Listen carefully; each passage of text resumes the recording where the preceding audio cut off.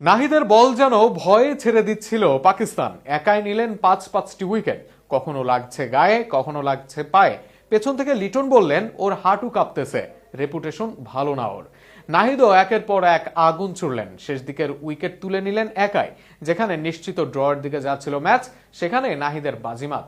নাহিদের দুর্দান্ত বোলিং নিয়ে আরও থাকছে প্রতিবেদনে। একজন বোলার নিয়মিত বোল করছেন প্রায় 150 গতিতে, তাও আবার মিরপুরের মাঠে। আর সেটি নাহিদ রানার বল, তাও আবার দুর্দান্ত লাইন আর লেন্থ মেনটেন করে।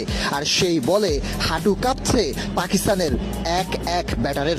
শুরুতে দুর্দান্ত খেলতে থাকা পাকিস্তান এক সময় এমন চোখ রাঙাচ্ছিল, মনে হচ্ছিল তারাই যেন জয় ছিনিয়ে নিবে শান্তকে অপমান করে। তবে সেই অপমানিত হতে দেয়নি বাংলাদেশকে। আর তার মূলে যিনি রয়েছেন তার অন্যতম নায়ক নাহিদ রানা। নাহিদ রানা পাকিস্তানের বিপক্ষে টেস্টে 5 তুলেছেন, তাদের ব্যাটারদের নাভিশ্বাস তুলেছেন। এরপর ঘরের মাঠেও ওয়ানডেতে বাজিমাত করেছেন এই নাহিদ রানা পাকিস্তানের বিপক্ষেও। তবে নাহিদ রানার ভয়ে কেঁপেছে পাকিস্তান প্রিমিয়ার লিগের ব্যাটাররাও। তবে এরপর নাহিদের গতি থামেনি টেস্টে এসেও। একের পর এক উইকেট তুলে নিয়েছেন আজ টেস্টের শেষ দিনের জমজমাট সময়ে। শুরুতেই নাহিদ রানার শিকার হয়েছেন শন মাসুদ।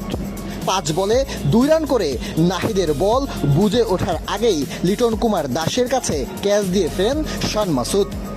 এরপর একইভাবে লিটন কুমার দাসকে ক্যাচ দিয়ে সৌদ শাকিল ফিরেছেন 32 বলে 15 রান করে। তারপরে অভিজ্ঞ ব্যাটার মোহাম্মদ রেজন অবশ্য ব্যাট আর বলে সংযোজন করতে পারেননি, বোল্ড হয়ে ফিরেছেন নাহিদ রানার বলেই। তার পরের ব্যাটার নোমান আলীও 13 বলে 4 করে এলবিডব্লিউর ফাঁদে পড়ে নাহিদের বলেই ফিরেছেন। নাহিদ রানা একে একে শেষের দিকের সবগুলো ব্যাটারকেই ফিরেছেন পাকিস্তানের, যা বাংলাদেশের জয় ছিনিয়ে আনার সবচেয়ে বড় কারণের একটি।